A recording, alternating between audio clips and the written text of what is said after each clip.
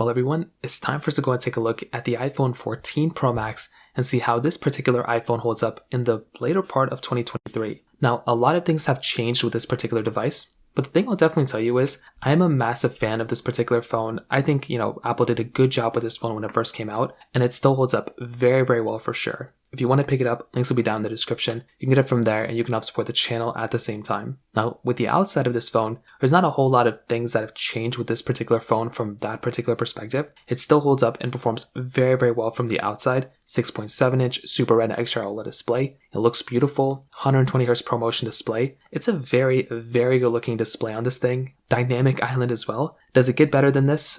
I mean, maybe with like the S23 Ultra, but this is a very good looking display for sure. And once again, I'm a massive fan of the way this particular phone holds up from that specific perspective. Now, on top of that, I will also argue that the iPhone 14 Pro Max has a very good build quality, probably better than the 15 Pro Max. You're getting the frosted glass back on this thing, triple camera setup with a LiDAR sensor, wireless charging, MagSafe capability, lots and lots of stuff and lots of reasons why this particular phone is still holding up very, very well. Like I said, I think this type of phone in a lot of different ways holds up very well, but the exterior and the body is just one of those areas that I look at this type of device as being a very solid looking phone and a solid performing phone, at least from the outside. Now, some other things to keep in mind here. The iPhone 14 Pro Max still holds up very well against the 15 Pro Max. It's much better than the 13 Pro Max on the outside as well. Some other things that changed though, we did get iOS 17 for the, all the iPhones that are still supported, including the iPhone 14s in general. And I definitely do think the 14 Pro Max holds up very, very well from the outside. I do think that if you're getting a device like the iPhone 14 Pro Max, you're getting a device that's still going to be one of the best performing phones, meaning it's going to be one of the most stable iPhones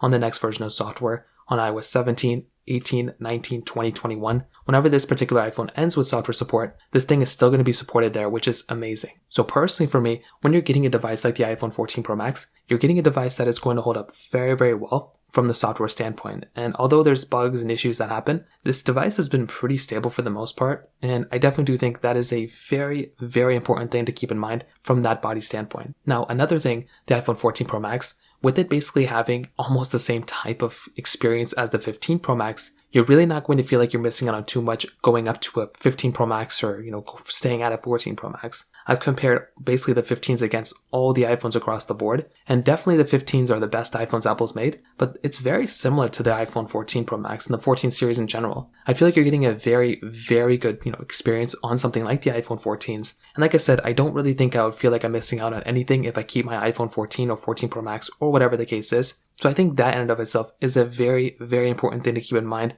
with a device like the 14 Pro Max. So performance-wise too, this thing has that Apple A16 Bionic chip inside of it, 6GB of RAM, so this thing is a very fast-performing phone. If you're going to throw anything at an iPhone and expect it to perform well, this thing is going to be one of those devices. And like I said, you're really not missing out on anything. This is easily one of the best performing phones, and that's why it's just so easy to talk about, because it's just a very, very good phone overall. So what I'll tell you is the iPhone 14 Pro Max is completely worth buying. I think it's a very good iPhone to pick up. And if you're in the market, you can't really go like crazy amounts better than this thing for an iPhone, if I'm being honest. So that pretty much covers it up there. If you have any other thoughts or questions, let me know in the comment section below. Hit the like button, that will mean so much, but definitely hit that subscribe button. More importantly than everything else, I love every single one of you guys. Hopefully I'll catch you guys in the next video. Peace out till then.